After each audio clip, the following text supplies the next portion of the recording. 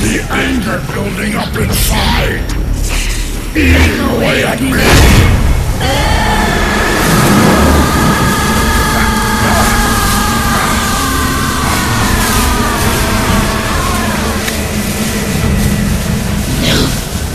No.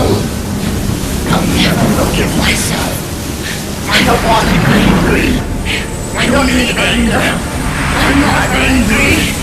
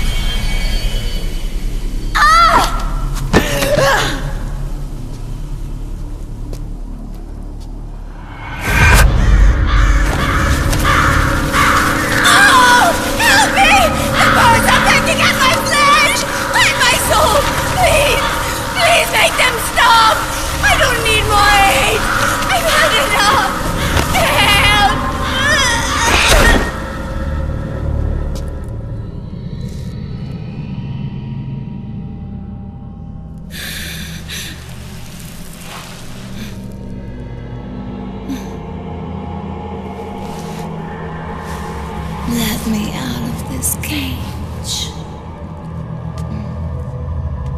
I don't need these wings. I don't need this range.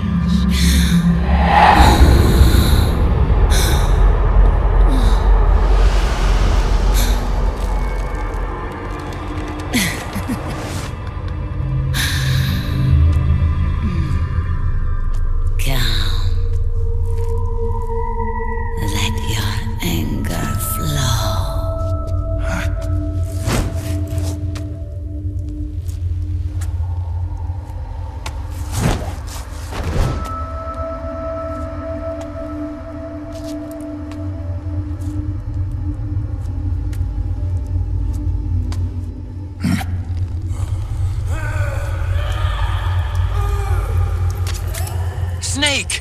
She's come out of her suit! Watch out! She's gonna try to grab you!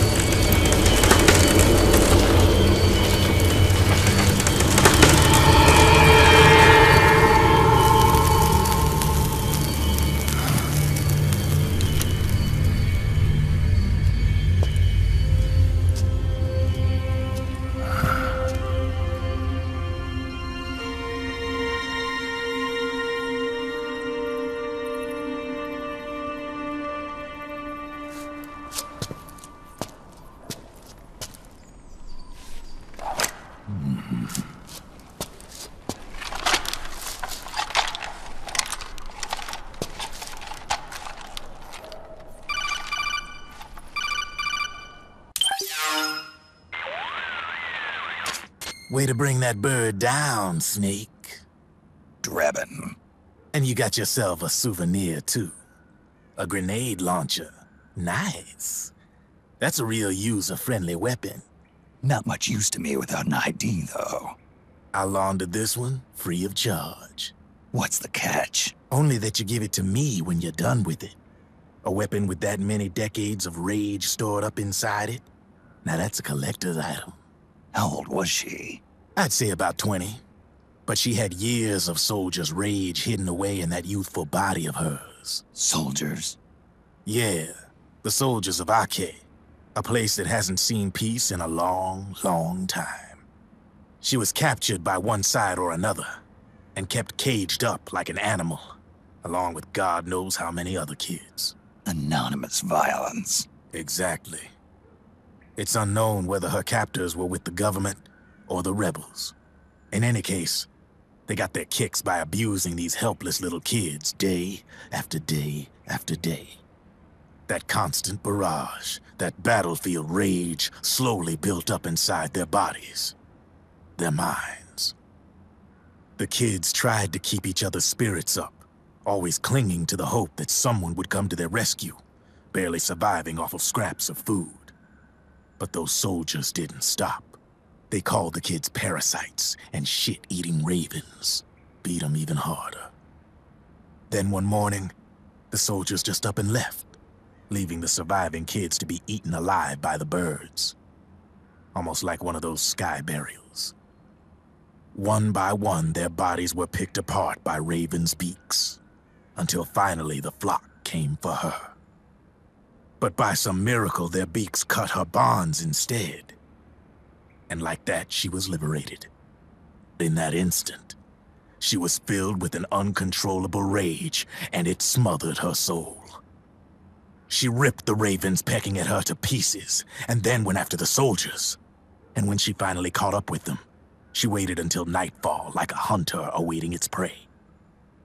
They say that when a raven cries, a man dies. And that's exactly what happened that night. Screeching and cawing, she killed every last living being in the camp. Both the soldiers and the civilians they'd enslaved. In her eyes, there was no longer a difference. The cruelty her friends had suffered, the pain and humiliation she'd endured. Hers was the distillation of the rage that decades of war had imparted on those soldiers. It was her strength, and her greatest weakness.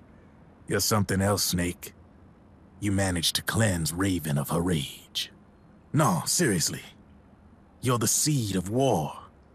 In fact, I'd say you might even be war itself. Draven? Maybe it's still too early to tell. You still got half the B&B Corps ahead of you. Keep your eye on the ball, pal.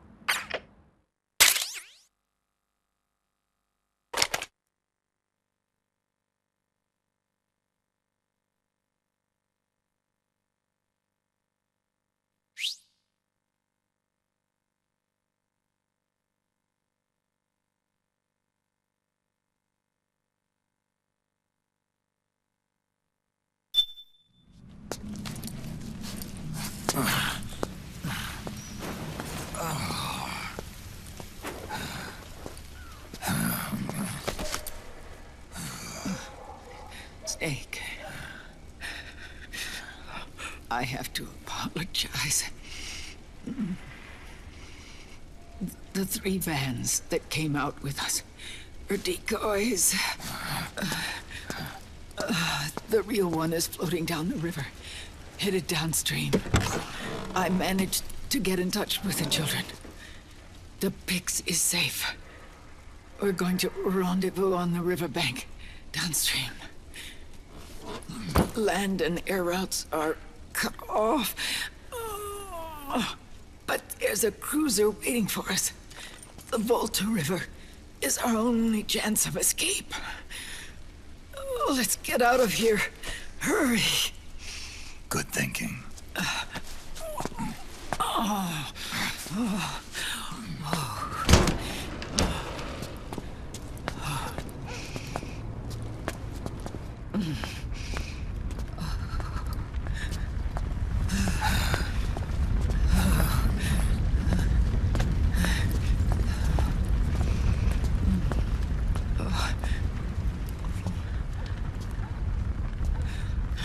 This way.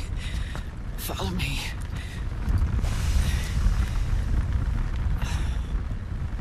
I don't need to feel the wind anymore. There's no need to keep lying to myself. I only get off my bike when I fall in love. Or... Oh, Snake. Give me a hand. Yeah.